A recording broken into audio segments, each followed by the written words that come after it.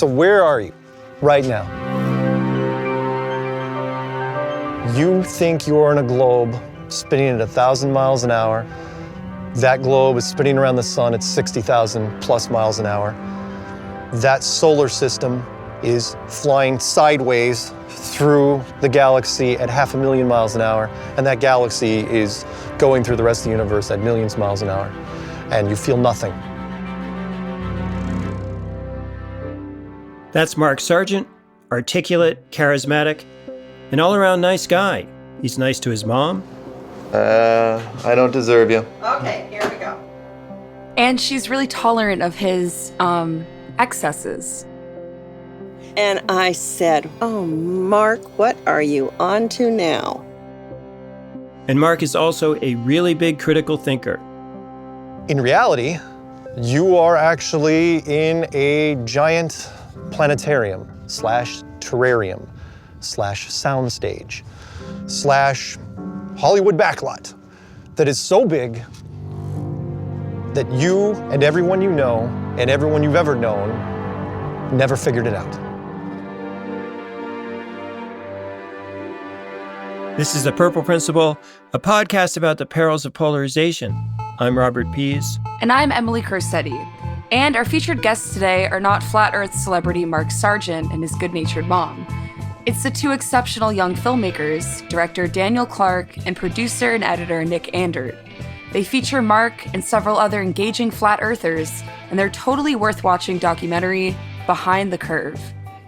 Join us today as we continue to explore the social psychology of conspiracy theories and cults, this time a distorted view of our planet that Greek philosophers first corrected back in the 5th century BC. And you might think that believing that the Earth is flat is just another wacky conspiracy theory gone viral, soon to be replaced by another. But anything viral can become social in our digital age, such as the many conspiracy theories poisoning our politics in recent time.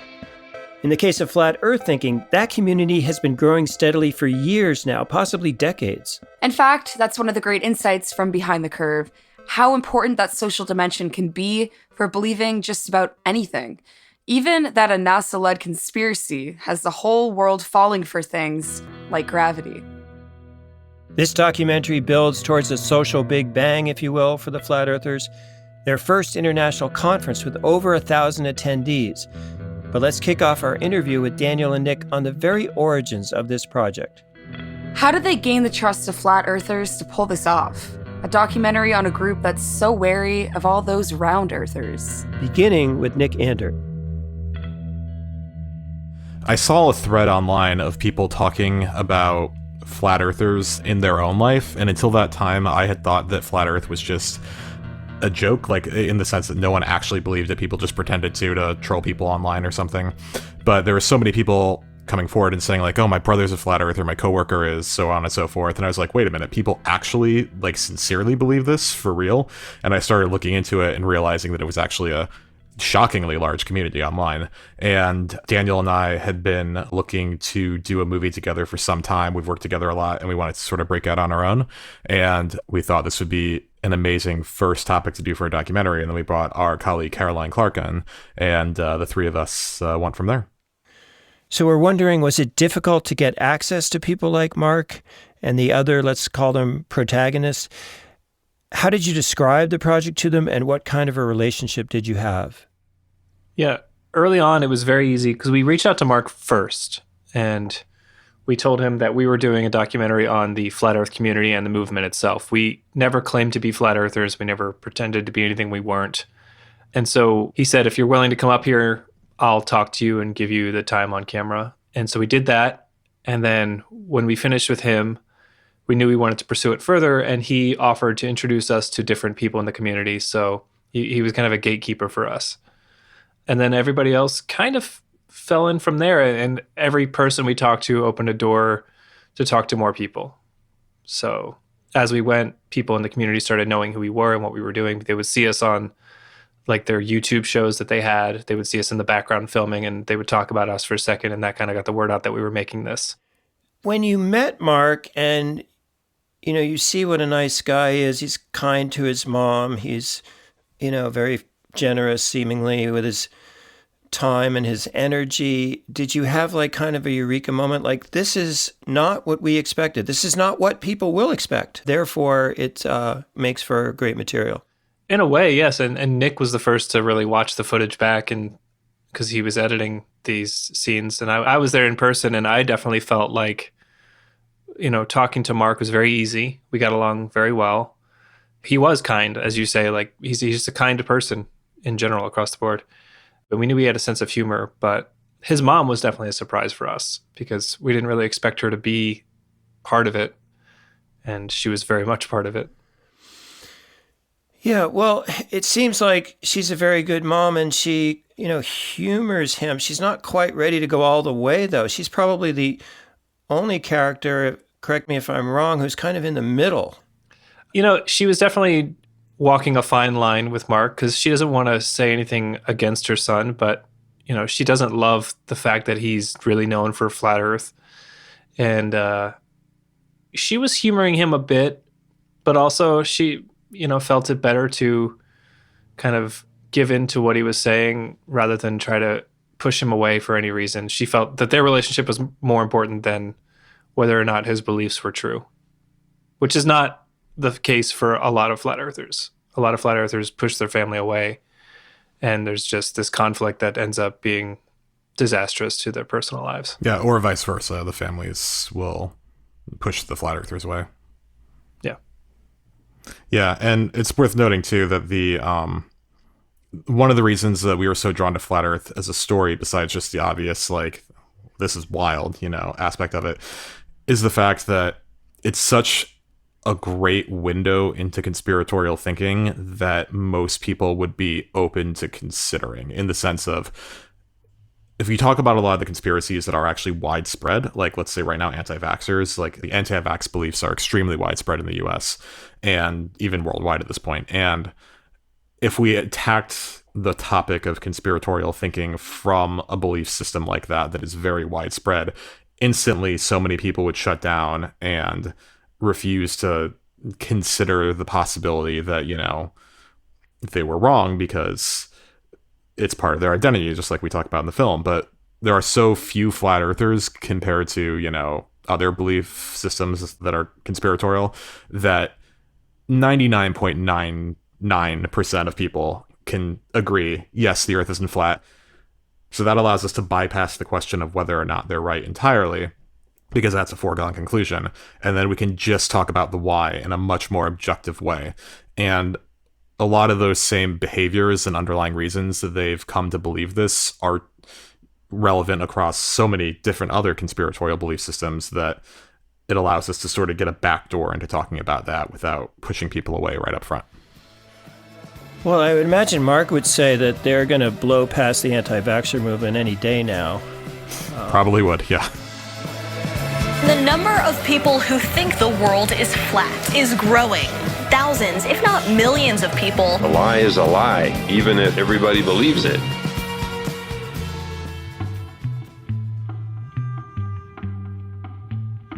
That's another clip from Behind the Curve, the documentary by our guests Daniel Clark and Nick Andert about the puzzling popularity of the Flat Earth movement. But flat earthers are hardly alone in the universe of misinformation. 2 episodes ago on The Purple Principle, we spoke with medical misinformation expert Dr. Janine Guidry of Virginia Commonwealth University. She talked about the critical role social media plays in the anti-vaccine community. And I've always had an interest in vaccines. It's one of the big public health triumphs over time. So I decided to look at Pinterest and see if there were vaccine-related posts, and if so, how were they framed? How were people talking about those? And to my great surprise, I looked at a sample of 800 pins randomly selected. More than 75% of all those pins were strongly anti-vaccine. Social media has also been hugely important for flat earthers who are extremely prolific in their online videos and podcasts and posts. In fact, Mark's Flat Earth videos have had more than 19 million views and counting. Is the Flat Earth movement a conspiracy theory or something like an actual cult? The film explores that question as it builds towards that first international conference. In a recent episode, we spoke with cult therapist and podcaster Rachel Bernstein, host of Indoctrination, on the difference that she sees between a conspiracy theory that may be widely shared and a full-fledged cult to which followers devote their entire identity. There are a number of people who believe in conspiracy theories, and there are a lot of people who are prepping for the end times and building their underground bunkers and believing in the lizard people, et cetera, et cetera. What I think is important is that for some people, they do believe it, buying their generators and their beans that they can use to grow things after the nuclear war happens or the storm comes, that they are doing it for themselves. It makes them feel protected. And you have instead people who say, I want to be a part of something. I need to connect with other people who feel the same way. I want to go to marches. I need to know that we're all speaking the same language. Those are the people who join cults. Those are the people who need to be surrounded by it. We see both ends of that spectrum within the Flat Earthers.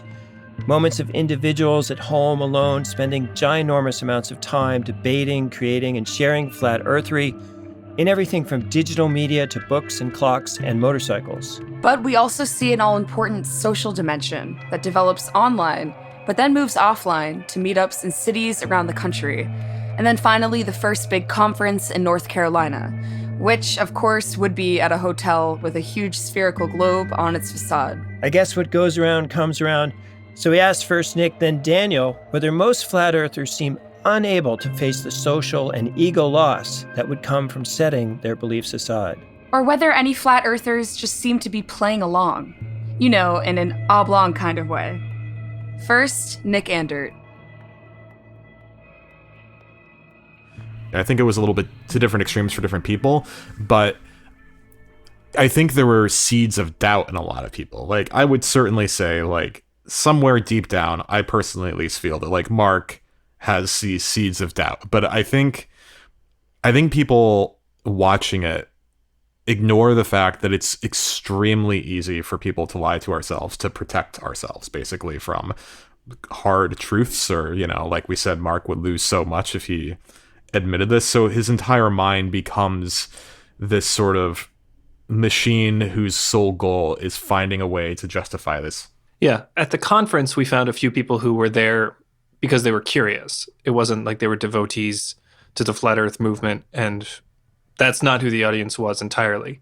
There were a lot of people who were completely all in, but there were a few people dipping their toes in just to see what it was all about. And I think the community of Flat Earth is really something else because it's a very welcoming, fun community. I mean, a lot of their fun comes from talking about different conspiracies and people lying and, you know, worldwide sinister activities. But they're nice to each other. With the one caveat that they're all nice to each other if they're on the same, within the same, like, schism of Flat Earth. Because, like, many conspiracy communities, I think it's very easy for them to sort of schism and fracture, and for that paranoia that they foster to start turning on each other. And that has definitely happened in the Flat Earth movement to a huge extent. And their hatred for the other sides of their own community is actually almost worse than, like, their anger at everyone else.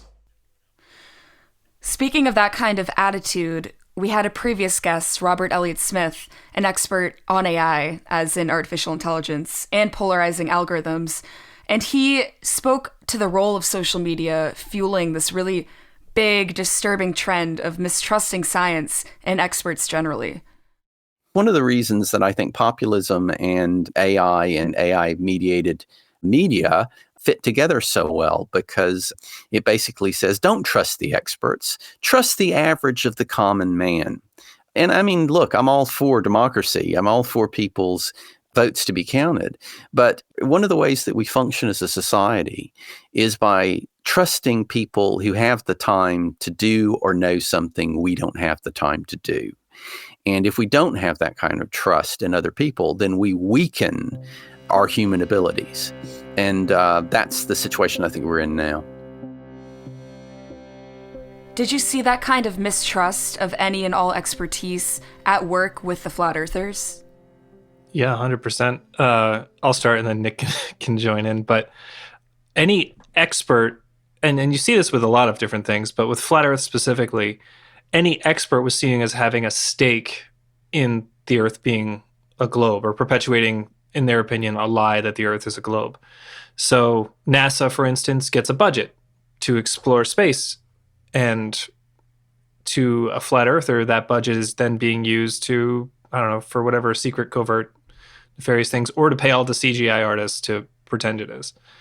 And so if you start thinking that everyone who has power, who is telling you something from a position of authority, is out to get you, then there's no convincing you of anything, because unless you're experiencing it yourself, you're not going to believe it. And yeah, Nick, I'll let you try to make a conclusion from that. Thanks.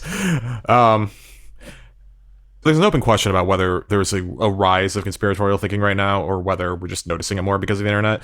But I personally feel, at least after working on this project for so long, that the internet's enabled confirmation bias to such a degree where you can search out an opinion that agrees with you before you have to face or, contend with any countervailing information. So, I mean, like, let's say, if you were in some small town in Nebraska in the 1970s and you said, I think the Earth is flat, chances are everyone around you is going to be like, it's not. Now, if you come up with an idea, or if you see something and you think, oh, that sounds like that could be true, the first thing you do when you search on the internet, just basic human psychology, you're probably not looking for proofs that it's wrong. You're probably looking for things to prove that it's right. I think we certainly saw that one of the biggest motivations for believing in conspiracies in the first place is because there's been such a democratization of, social interaction kind of via social media, in the sense of everyone has the opportunity to have a far-reaching voice, right, in a way that they didn't before. Most people are not, wildly influential online. I feel like it creates this sense of want of your life is not living up to the modern expectations set by this social media world. So it creates this deep sense, I think, of isolation in people, where they feel like they're not participating in society to the degree that they're expected to. And when you're offered these alternative explanations for why things are wrong, you see it with QAnon, obviously, of there's this giant cabal that's holding us back, or there's when you can start to create villains and then assign blame to them, or when you can sort of become someone very important in some sort of fights, where you can create a worldview in which you are fighting the good fight, you're important, your purpose is suddenly meaningful, then that's extremely attractive to people. Yeah, and another thing would be that, humans are not rational creatures, no matter how much we want to say we are. Even the most rational person is acting out of an emotional response. And I think a lot of people, and this is not just flat earthers, this is everybody, is trying to make order out of chaos in the world. And flat earth and conspiracy thinking is a way to create an order to otherwise chaotic things. Speaking of human irrationality, we had a well-known neuroscientist in season 1, Jay Van Bavel of NYU, who talked about what happens to doomsday cults after doomsday passes and nothing happens. And a lot of those people don't re-examine their lives at that point, and instead they actually double down on their identity and say that they've saved the world. Did you observe that kind of response among the flat earth believers? I will say, flat earth is one of the conspiracies that any evidence against it is also evidence for it. So anytime they're proven wrong, quote unquote proven wrong to them, is just evidence that someone's trying to shut them down because maybe they feel like they're too close to the truth, or whatever reason you might give. So in that sense, I don't think there's necessarily a doomsday version of flat earth, but I do think that people making fun of them or trying to stop them or prove them wrong is just really entrenching them further into their belief. Yeah, I feel like the closest parallel to that sort of the doomsday prediction scenario is the fact that when flat earthers choose to set up experiments, and this happens a couple times in the film, to try to prove their beliefs, there's no allowance for them to be proven wrong. I mean, if you're a scientist and you're setting up an experiment, the idea is you want to try to find a way to try to falsify your beliefs, to like try to falsify them as best you can. And if you can't, then the hypothesis stands. But the flat earthers are doing the opposite, where they're trying to construct any evidence that supports their belief system. So it's like fake news, but the science version. And that's the thing, to bring it really quickly, just back to behind the curve. Like, one of the really fascinating things we found with the conspiracy and othering is the fact that all of the flat earthers who didn't meet, especially after the film came out, because after the film came out, they didn't love it for the most part. Even though I think most people would hopefully think that the film was actually quite empathetic towards them, they would view anything less than a full-throated endorsement of their belief system as an attack. And all of the people, like, there are now dozens and dozens of conspiracy videos about us online from the flat earth community, but they're almost exclusively from people who don't know us, who didn't meet us through the course of production and theorizing about whatever motivations we may have had or whatever we might have done or who we might be working with. Whereas all of the people we actually filmed with, none of them think that we're with the CIA or we're some part of some vast conspiracy. They're like, oh, they're good people. They're just trying to, they're just doing their thing or something, right? Like, once you have that personal experience and connection with people, it's very difficult to other them and to assign these like sinister motivations to them. And I think that's why I think one of the biggest solutions that we can hope for is getting communities simply to interact that get siloed off by social media and by the way the internet just silos off communities is one of the ways that we can sort of start to bridge divides between communities, because they just interact so rarely. Yeah, we were wondering about that because several of the scientists or psychologists that you interview mentioned how important it would be for the scientific community to reach out in some way to flat earthers and start, a dialogue. Are you aware of any efforts and how they were received?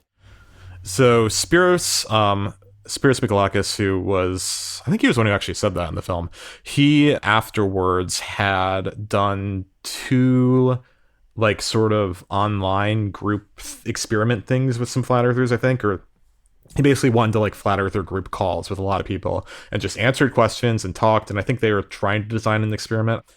In the aftermath of that, they all really liked him because he's a very likable guy, but also he was super friendly with them and he answered like whatever questions they had, and they had a dialogue. They still, didn't believe him, but he became like, oh, well, he's okay. The problem I see is actually not from the side of the conspiracy theorists. It is actually from our side, from the side of science. Very often it's difficult not to look down. The worst case scenarios, you just completely push these individuals at the fringe of society, and then society just lost them. That's another great element of Behind the Curve. Interviews with scientists and psychologists on the amazing growth of flat Earth ideology and what might be done to address that, including astronaut Scott Kelly, who has observed our planet from afar on 4 different space flights. First time I ever heard about the flat earthers was, I think, when I was in space last, and I saw the stuff on social media. I can't believe I'm talking about this. And we should add that the film follows not only flat Earth celebrity Mark Sargent, whose clips we featured in our episode, but also Mark's possible romantic interest. We never quite know. The articulate and surprisingly thoughtful flat Earth podcaster, Patricia Steer. I never thought that the name Patricia, which is my birth first name, would be spun into the fact that the last 3 letters are CIA in the word Patricia, which means I'm in the CIA. Because the government would be that dumb. Like Mark, Patricia is the subject of many a conspiracy theory from within the flat Earth community.